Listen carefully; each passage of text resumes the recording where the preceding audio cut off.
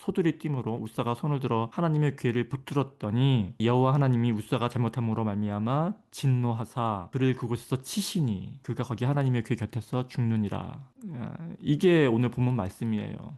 그러니까 이 본문 말씀을 우리가 이렇게 보게 되면은 이 우사는 법궤를 예루살렘 다윗성으로 옮기던 중에 법궤가 떨어지려고 하자 붙들은 거죠. 아마도 우사는 이 법궤를 보호하고자 붙잡았을 텐데 결과적으로는 하나님의 진노하심 속에서 이 죽임을 당하였던 것입니다. 도대체 우사는 왜 죽임을 당했을까 하는 생각이 드는 거죠. 이렇게 성경을 읽다 보면은, 특히 구약 성경을 읽다 보면은 이해가 되지 않는 부분이 꼭 나옵니다. 오늘 본문도 그 중에 하나입니다. 이야기의 맥락을 자세히 이렇게 이해하기 위해서 잠깐 정리를 해보자면 이렇습니다. 사무엘 사사의 스승이죠. 이 사사였던 엘리 시대에 그 당시 법궤는 에브라임 지파 땅인 실로라는 땅에 있었습니다. 그런데 이 엘리의 두 아들인 이 홈리와 비느하스가 아벡이라는 곳에서 블레셋과 이 전투를 할 때 그 법궤를 그 실로에서 전쟁터로 가져갑니다. 이 전쟁터로 가져가서 법궤를 빼앗기는 그런 사건이 발생합니다. 그들은 이 법궤를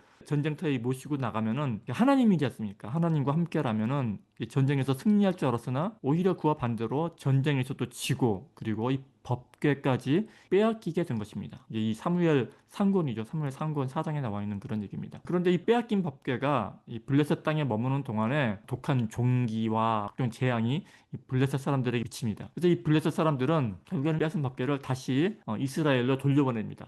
돌려보낼 때 그들이 어떻게 했냐면은 새로 수레를 만들고 그리고 한 번도 멍에를 메어보지 않은 암소 두 마리에다가 두 마리 소에다가 그 수레를 메우고 그리고 법궤를 실어서 단 지파의 땅인 이 베세메스를 보냅니다. 이 베세메스 사람들이 법궤 안을 들여다보다가 이상한 일인데 법궤를 보다가 70명 혹은 5만 70명이 죽임을 당한 후에 기랏 여아림 주민들에게 법궤를 가지라고 요청을 합니다. 그 이후에 기한 여아림 사람들이 그 여호와의 법궤를 가져와서 아비나답, 우사의 아버지입니다. 우사의 아버지죠. 아비나답의 집에 법궤를 두고 이 여호와의 법궤를 지키게 됩니다. 아무튼 이 법궤가 아비나답의 집에 20년 동안 보관됩니다. 20년 동안 있게 됩니다. 그리고 나서 그 20년 후에 이 다윗이 예루살렘으로 이 법궤를 운반하고자 할 때 그 오늘 본문에 이 우사가 죽는 그런 사건이 일어난 것입니다.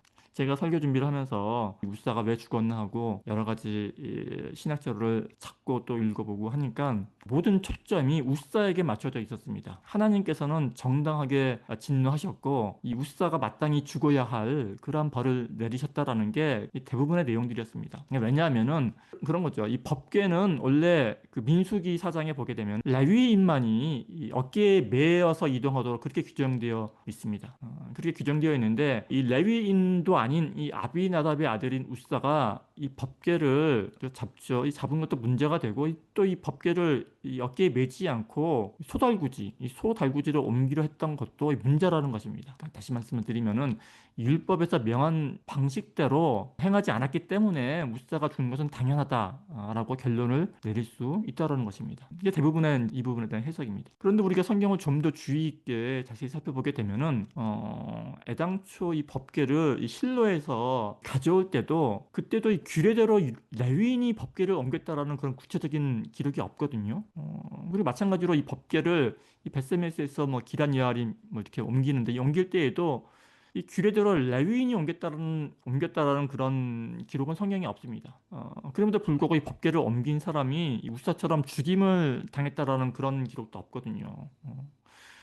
더구나 이 적어도 우사가 이 손을 내밀어 법궤를 잡으려 했던 것은 이 법궤가 땅에 떨어지는 것을 막기 위해서였다라는 점을 생각해 본다면은 그런 이 우사를 향해서 하나님께서 진노하셔서 즉시 죽이셨다라는 것은 이 좀처럼 이해하기 어렵다라는 것입니다. 설교란 하나님을 편드는 일이다라는 그런 말이 있습니다. 그러나 저는 이 무조건 하나님을 편드는 것은 올바른 설교가 아니라고 생각을 합니다. 무조건 편을 들기보다는 그 하나님을 편드는 일이 왜 옳은 일인지 납득할 수 있도록 이 청중을 이해시켰을 때 그게 올바른 설교라고 저는 생각을 하는 것이죠. 마찬가지로 이 기독교 변증이라는 것 또한 하나님이 무조건 옳습니다라고 편드는 것이 아니라는 것입니다. 그렇게 한다면은 그것은 이 변증이 아니라 오히려 이 하나님을 유치한 골목대장 수준으로 만드는 그러한 행위일 것입니다. 변증이 정말 변증 다우려면은 정말 이성적으로 납득을 시킬 수 있어야 하는 거죠. 오늘 본문 또한 무조건 우사에게 잘못과 책임을 전가하기 전에 그러한 일이 왜 일어났고 그리고 왜 성경에 그러한 일이 기록되어야 하는지 기록되어야 했는지를 우리 스스로에게 물어야 하고 또 우리는 스스로 그것에 대해 납득을 할 수 있어야 한다라는 그런 말씀입니다.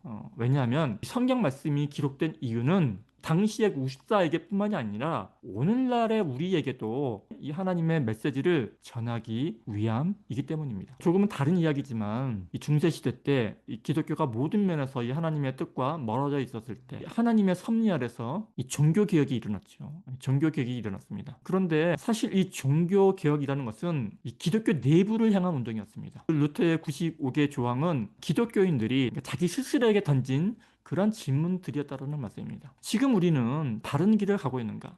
지금 우리는 하나님의 뜻을 제대로 따르고 있는가를 다른 뭐 이방인이 아닌 우리 기독교인들에게 묻고 있었다는 말씀입니다. 바꿔 말씀드리자면은 교회가 이 개혁을 말할 때는 먼저 이 세상을 향해 외치기 전에 스스로에게 질문을 던져야 한다는 것입니다. 우리 내면을 반드시 돌아보아야 한다는 것입니다. 이 종교개혁 당시 종교개혁을 촉발시킬 수밖에 없었던 이 수많은 문제점들이 있었습니다. 뭐 면죄부, 성직매매, 십자군 전쟁 등등.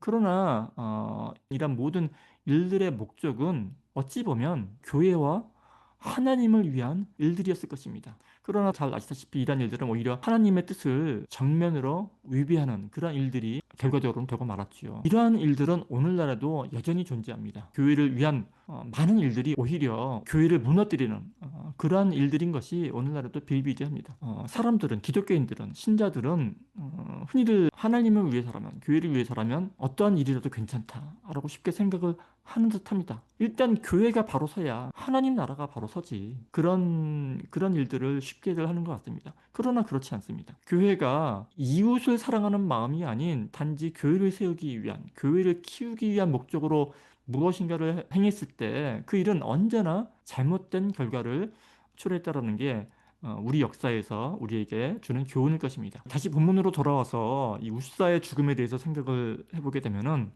그날 수레에서 법궤가 떨어지려고 했었을 때, 하나님의 법궤가 떨어지려고 하네. 큰일이네 하면서 본능적으로 그 법궤를 붙잡았을 것입니다. 충분히 그럴 수 있습니다. 왜냐하면 우사가 어렸을 때부터 늘 그의 집에 놓여 있었던 물건이 바로 법궤였기 때문입니다. 이 법궤는 우사의 집에, 아비나답의 집에 20년 동안이나 있었습니다. 그래서 이 우사에게는 이 법궤는 너무나도 친숙한 그런 물건이었지 않나 하는 그런 생각이 드는 것입니다. 그래서 이 법궤가 떨어지려고 했을 때 자기도 모르게 궤를 붙잡았을 것입니다. 그러나 그 순간 하나님은 그를 치셨습니다. 저는 솔직히 아직까지도 하나님이 우사를 치신 정확한 이유는 잘 모르겠습니다. 그러나 한편으로 생각해 본다면 어쩌면 이 우사에게 하나님이란 존재는 이 법궤라는 상자 안에 담겨 있는 자신이 늘 관리하고 보살펴야 하는 그런 상자 안에 담긴 그런 신이라고 생각했을지도 모르겠다라는 그런 생각이 들었습니다. 우사는 그 하나님을 이 법궤라는 상자 안에 담아두고 정말 소중하게 이 세상 우물이 묻지 않도록 때가 타지 않도록 이 하나님을 이 법궤를 지킬 책임이 마치 자기한테 있는 양 스스로를 생각했던 사람이었을지도 모르겠다라는 말씀입니다. 이렇듯 우리는 너무나 쉽게 이 하나님을 관리하려 듭니다. 하나님을 보호하고 관리하려 듭니다. 그리고 그것이 곧 하나님을 사랑하는 일이라고 생각한다라는 것입니다. 중세 기독교 왕국은 거대하고 화려한 베드로 성당이라는 법궤를 세우고 그 안에 하나님을 가두고 관리하고 모시는 것이 곧 하나님을 사랑하는 것이라고 생각을 했을지도 모르겠다는 생각이 드는 것입니다. 그러나 그것은 우리 인간의 생각이지 하나님의 뜻은 아닙니다. 오늘날 또한 별로 이와 다를 바가 없다고 생각을 합니다. 우리는 하나님을 위해, 하나님의 영광을 위해 수천억 원짜리 교회를 세우고 또한 하나님의 영광을 위해서 그 교회 안에 파이프 오르간을 설치를 합니다. 하나님의 영광을 위해서 전쟁을 벌이기도 하고 또한 하나님의 영광을 위해서 이방인들이죠. 적들을 섬멸하기도 합니다. 따지고 보면 이 모든 일들은 하나님을 사랑하는 마음에서 우리가 행하는 일들입니다. 그러나 그러한 일들이 진정 하나님께서 원하시는 일인가는 우리가 한 번 더 깊게 생각해 보아야 하는 그러한 문제인 것입니다. 하나님을 사랑하기 때문에 당연히 교회를 섬겨야 한다고 생각을 하는 듯합니다. 그것이 자신의 소명인 줄 알고 사는 나름대로 자기 나름대로 신실한 종교인들이 우리 주변에는 수없이 많습니다. 그러니까 하나님을 경외하며 하나님이라면 과연 어떠한 행위를 기뻐하실까 하며 하나님의 시각에서 판단하고 생각하는 것이 아니라 하나님은 이걸 원하실 거야 하며 자기 자신이 중심에 서서 판단하고 결정을 하기 시작한다는 것입니다. 그러다가 나중에는 심지어는 자기 마음대로 이 성경서 진리를 평가하고 또 이 하나님까지도 좌지우지하려 든다는 것입니다. 이 모두가 웃사의 모습인 것 같습니다. 불행하게도 오늘날 우리는 이런 웃사와 같은 일들을 자주 보게 됩니다. 신앙생활, 또 교회 생활을 하며 아니 심지어는 목사로서 목회 생활을 하면서도 자기가 다 안다고 심지어는 하나님도 자기 생각대로 움직일 것이라고 착각을 하면서 이 길을 걷는 이들이 바로 오늘날의 웃사들일 것입니다. 도무지 하나님을 두려워하는 모습조차 보이지 않는 이 수많은 종교인들이 바로 오늘날의 웃사가 아닌가 하는 생각을 하게 된다는 것입니다. 오늘 본문 8절에는 베레스 웃사라는 말이 나옵니다. 이 베레스 웃사를 직역하게 되면은 하나님이 웃사를 치셨다라는 그런 뜻입니다. 하나님께서는 이러한 상황을 가만히 보고 계시지 않습니다. 베레스 웃사하십니다. 웃사를 치십니다. 저는 이 신약 성경에서도 이와 동일한 모습을 발견합니다. 바로 이 아나니아와 삽비라 사건입니다. 아나니아와 삽비라는 교회에 막대한 헌금을 하고서도 베드로 앞에 즉사하는 그러한 사건을 당하게 됩니다. 뭐가 잘못됐을까요? 여러 가지로 해석을 할 수 있겠지만 저는 이 사건 또한 본질적으로 이 웃사의 경우와 동일하다고 생각을 합니다. 웃사가 이 법궤를 하나님이 담긴 상자로 바라보았듯이 이 아나니아와 삽비라 역시 헌금을 자신의 부를 늘릴 수 있는 그런 어떤 수단 따위로 바라봤지 않나 하는 것입니다. 헌금이라는 수단을 통해서 하나님을 좌지우지할 수 있다고 생각한 것에 대한 그러한 교훈이 바로 이 사건에 대한 본질이 아닐까 하고 생각을 하는 것입니다. 그래서 저는 이 웃사의 죽음과 또한 이 아나니아와 이 삽비라의 죽음은 우리의 이러한 신앙적인 오해가 얼마나 잘못된 것인지 혹은 얼마나 위험한 일인지를 우리에게 각인시켜주는 이 하나님의 메시지라고 생각을 하는 것입니다. 그들의 육체적인 생명을 앗아갈 만큼 그렇게 중요한 일이라는 것입니다. 비록 그들은 이 일로 인해서 그 육체의 생명을 잃었지만은 그러나 그들의 기록으로 인해 이 오늘날의 우리들이